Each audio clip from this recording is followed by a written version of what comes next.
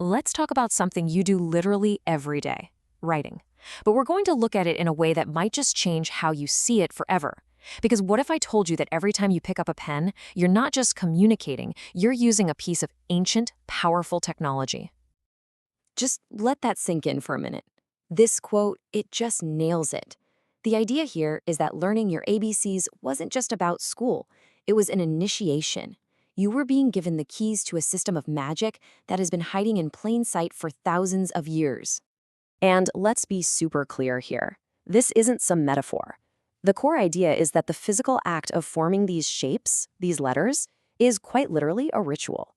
You're drawing geometric formulas that call forth specific states of consciousness.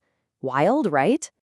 So you're probably thinking, okay, that's a huge claim. Where's the proof? Well, the evidence, it seems, is found when you start connecting the dots between what our source calls the 6 global encoding systems. These are ancient symbolic languages from all over the world that on the surface look different, but deep down, they're all speaking the same universal language. And here they are. You've got the numbers we use every day, the very alphabet you're reading right now, the mystical systems of Hebrew and Persian, where letters are also numbers, the ancient Norse runes, and of course the universal language of sacred geometry. Each one isn't just a set of symbols, it's a complete technology for consciousness. Now, this is where it gets really, really interesting. I mean, it's one thing for each of these systems to be powerful on its own, but it's something else entirely when they all start to say the exact same things, when they encode the same universal truths right into their shapes. Okay, just look at this. It's so simple, but so profound. The idea of unity of the self, of I am, across 4 totally different cultures, separated by time and space, what do they use? A simple vertical line, a single stroke. The idea here is this is not a coincidence. It's a shared geometric understanding of what it means to be a single conscious individual. And check this out, this circle. You see it in our number 0, the letter O, and it's the most basic shape in sacred geometry. All of them point to the same incredible paradox, the void, absolute nothingness, but also wholeness and infinite potential. It's the container for everything, the beginning and the end, all in one perfect shape. This one is powerful. The cross shape, the letter T. In Latin, it's an intersection. In Hebrew, the last letter, ta, means a mark or a seal. But in the Norse runes, Tiwaz represents the god Tyr, who literally sacrificed his hand to bring order to the cosmos. This single shape connects the story of Christ on the cross, Odin hanging on the world tree. It's a universal symbol of transformation through sacrifice. So we've seen the geometry, but believe me, the rabbit hole goes way deeper. Because in many of these systems, especially in Hebrew, letters aren't just shapes, they're also numbers. And this is where language stops being just language and becomes a kind of sacred mathematics. Let's just take the number 13. In Hebrew Gematria, where every letter has a number value, you can add up words. Well, the word ahava, which means love, adds up to 13. And the word ahad, which means one or unity, also adds up to 13. The language itself gives you a mathematical proof. Love is unity. Unity is love. It's right there in the code.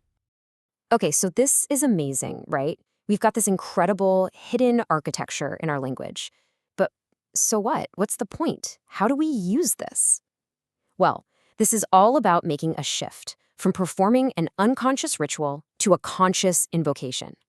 It's about taking this ancient knowledge and making it a practical tool to actually shape your life.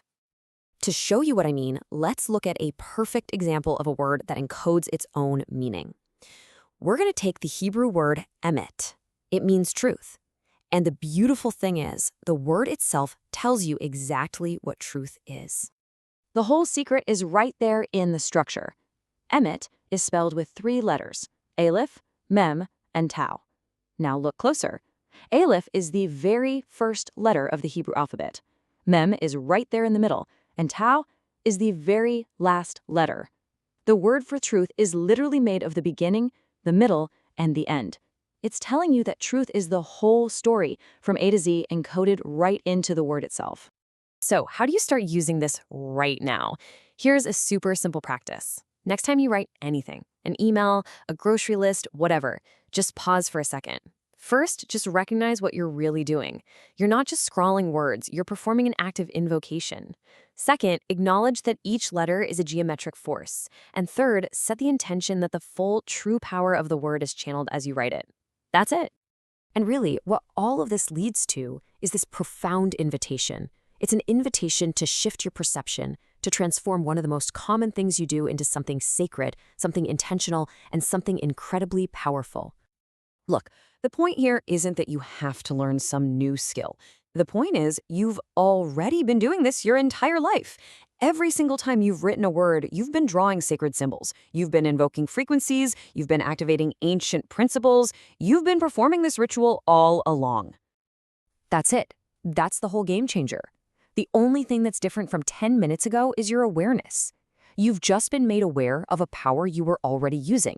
You've basically just completed the initiation that started the day you first learned to write your own name. So I'll leave you with this question to think about. All this time, you've been speaking a powerful, magical language without even realizing it. But now you know. Now that you're consciously aware of the power you hold in your hands, what will you choose to create?